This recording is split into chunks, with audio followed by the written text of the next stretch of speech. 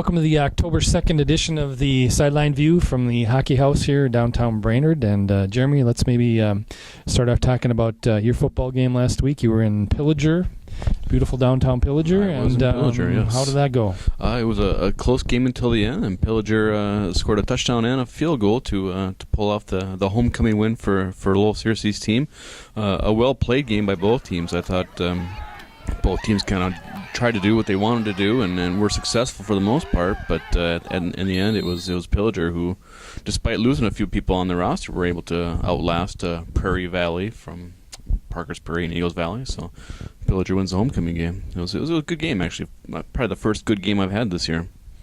Had opportunity to cover Brainerd, played St. Cloud Tech at St. John's, and hoping that we get that natural surface here in Brainerd next year. That was really nice. Lights down there left a little bit to be desired, but was one heck of a defensive struggle. 7-0 Brainerd beats Tech, a second week that they've had an unbeaten team that they've defeated, and Thomas Stockson, I think, was like a 21-yard run, kind of leaped over a tackler at the end there, and that was in the first quarter, and that stood up. And for the most part, I mean, it was just back and forth between about the 30s or so. I mean, Tech outgained Brainerd in like 267 to 170 something, and was a struggle. And Grant Ryer kind of sealed it. He had an interception on the last play of Tech's last possession. So, and then this week Brainerd has Bemidji coming in, another unbeaten team, ranked team. So is Brainerd in both of those categories, and they're just coming off a big win too, aren't they? They are. So they've been rolling too, and it's a 2:00 homecoming game. I mean, typically a lot of people schedule patsies on homecoming, it seems like, but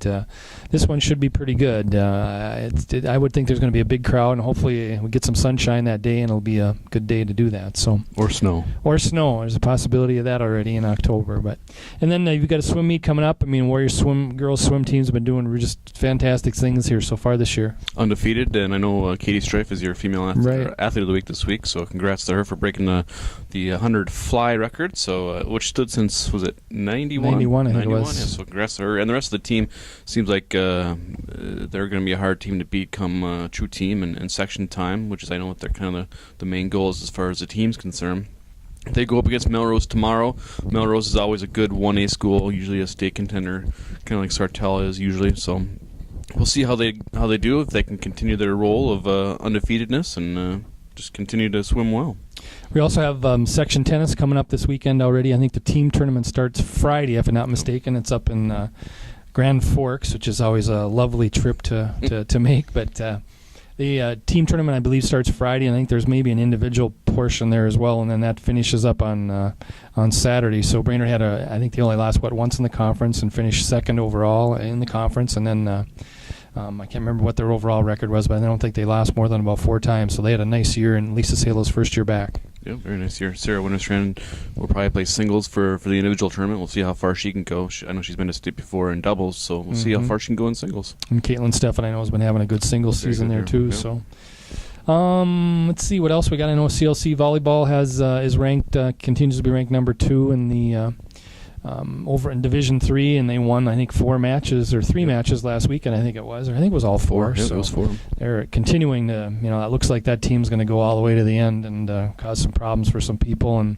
football team bounced back. They bounced back and got a home game, I believe, this weekend again. So things are, really having a great fall. Back to normal out there, that's for sure.